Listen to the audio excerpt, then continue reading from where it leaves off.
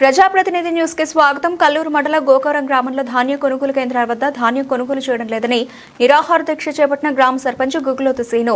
రైతులు పండించిన ధాన్యాన్ని ఆరబెట్టి 20 రోజులు గడుస్తోన్న అధికారులు గింజ ఒడ్లు కూడా కాటా వేయలేదని రైతుల బాధలు ఎవరికి చెప్పుకోలేక అద్దెకు తెచ్చిన పట్టాలు అద్దె కూడా కట్టలేని పరిస్థితిలో ఉన్నారని ఈ నిర్ణయం తీసుకున్నట్లు చెప్పడం జరిగింది.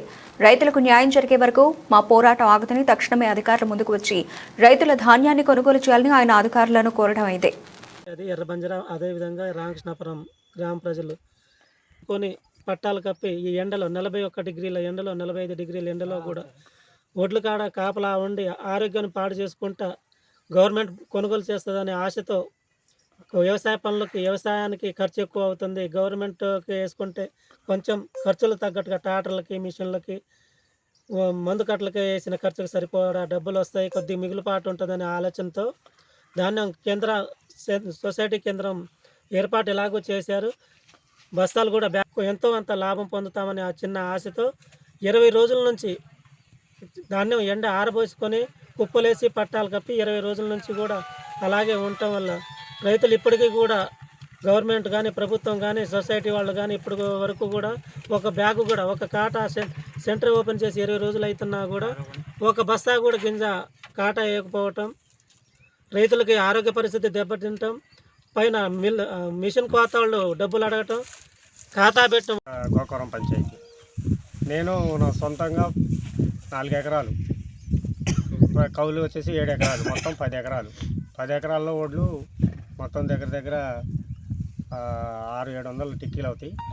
అయినా సరే వాటిని కొనుగోలు చేసే పరిస్థితి లేదు. కొంటామని చెప్పట్లేదు, కొనమని చెప్పట్లేదు, ఏమీ చెప్పకుండా కొంటాం అంటున్నారు. కొనమన్నా ఏదో రకంగా అమ్ముకుంటారు రైతులు. ఇప్పుడు వాతావరణం కూడా మారిపోతుంది, రోజు రోజుకి వానలు వచ్చే పరిస్థితి.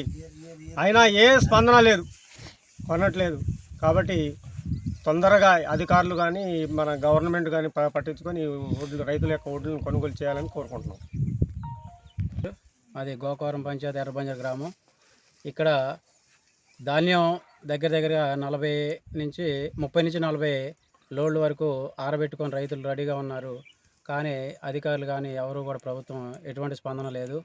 మరి వర్షాకాలం వర్షాలు పడేటట్టు ఉన్నాయి, మరి భయంకరంగా పరిస్థితులు ఉన్నాయి. కాబట్టి రైతులందరూ కూడా ప్రాణాన్ని గుప్పిట్లో పెట్టుకొని ఎదురు చూస్తూ ఉన్నారు.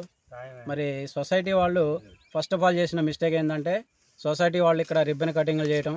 మరి ఆ రిబ్బన్ కటింగ్లు చేసి అప్పటి వరకు పచ్చొడ్లు అమ్ముకుంటూ ఉంటున్నటువంటి రైతులు కూడా ఇంకేముంది సొసైటీ వచ్చింది, మరి ఈ సొసైటీలో మన ఒడ్లు అమ్ముడుపోతాయి కాబట్టి ఈ మన పచ్చొడ్లు అమ్ముకోవద్దు, ఆరబెట్టుకుందాం ఆలోచనతో ప్రతి ఒక్కళ్ళు కూడా ఆరబెట్టుకోవడం జరిగింది. మరి ఆరబెట్టుకున్నా కూడా ఇప్పటివరకు కూడా మాకు ఎటువంటి సమాధానం కూడా దొరకట్లే. మా సీఈఓని కానీ లేకపోతే మా సొసైటీ వాళ్ళని ఎవరిని సంప్రదించినా కూడా మాకు ఎటువంటి స్పందన అయితే లేదు. ఎప్పటికీ కూడా ఎవరిని అడిగినా కూడా మాకు పైనుంచి సమాచారం లేదు. ఇదే మాట, ఎవరిని అడిగినా మాకు పైనుంచి సమాచారం, ఆ పైన ఎవరు అనేది కూడా మాకు తెలియదు. కాబట్టి మాకు తెలిసిన వాళ్ళు ఎవరంటే మాకు సొసైటీ వాళ్ళు. కాబట్టి మేమైతే వాళ్ళని అడగటం జరుగుతుంది, ప్రశ్నించడం జరుగుతుంది. వాళ్ళ నుంచి అయితే మాకు ఎటువంటి స్పందన లేదు. మరి అదేవిధంగా ఈ గన్నీ సంచులు కూడా రావడం జరిగింది.